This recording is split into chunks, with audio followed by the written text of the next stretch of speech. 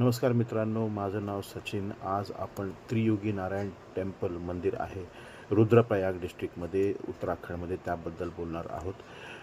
फार divine temple आहे. या मंदिरामध्येच महादेव आणि माता पार्वतीचं लग्न झालं होतं त्रेतायुगात. तर या लग्नामध्ये नारायण भगवान नारायणने अ, अ, पार्वती मातेचा भाऊ म्हणून त्यांचं कन्यादान केलं होतं. आणि जे लग्नाचे रिच्युअल्स आहेत, लग्नाचे विधी जे आहेत, हे ब्रह्मदेवाने स्वतः हे केलं होतं. बडजी बनले होते ते. आणि सगळ्या देवांनी हे लग्न अटेंड केलं होतं. तर तिकडे जी अखंड दुनिया आहे ती आज पण जळत आहे. टेम्पल प्रशासन, मंदिर प्रशासन मेक शुअर करते का ते धुनी आज पण आणि अखंड राहावी. तर कोणीही ॲस्पायरिंग कपल्स आहेत जे लग्न करायला बघतात, ते जाऊन तिकडे लग्न करू शकतात. तुम्हाला तिकडे असिस्ट मिळेल मंदिरा प्रशासनाकडून. तर फार डिवाईन गोष्ट आहे. फार डिवाईन वेडिंग होईल तुमचं जर तिकडेच तुम्ही वेडिंग केलं. तिकडेच ते 7 फेरे घेतले, जिकडे स्वतः महादेव आणि पार्वतीने फेरे घेतले होते. तिकडे 3 कुंड पण आहेत, ब्रह्मकुंड, विष्णुकुंड आणि रुद्रकुंड. त्याच्यामध्ये अंघोळ करून हे लग्न तुमचं लग्न पुढे घेऊन जातील.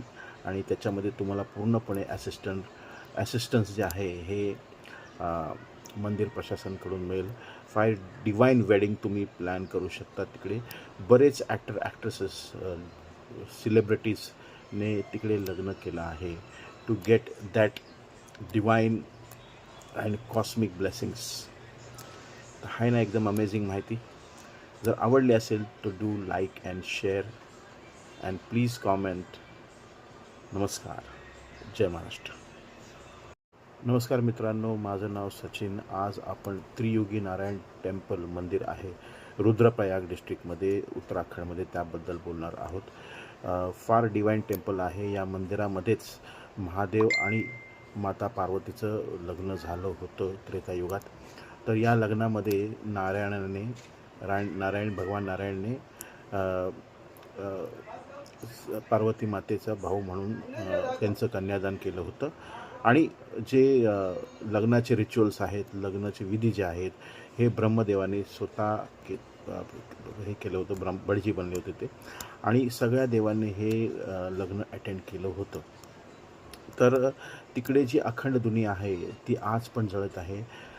टेम्पल प्रशासन, मंदिर प्रशासन मेक शुअर करते का ते धुनी आज पण आणि अखंड राहावी.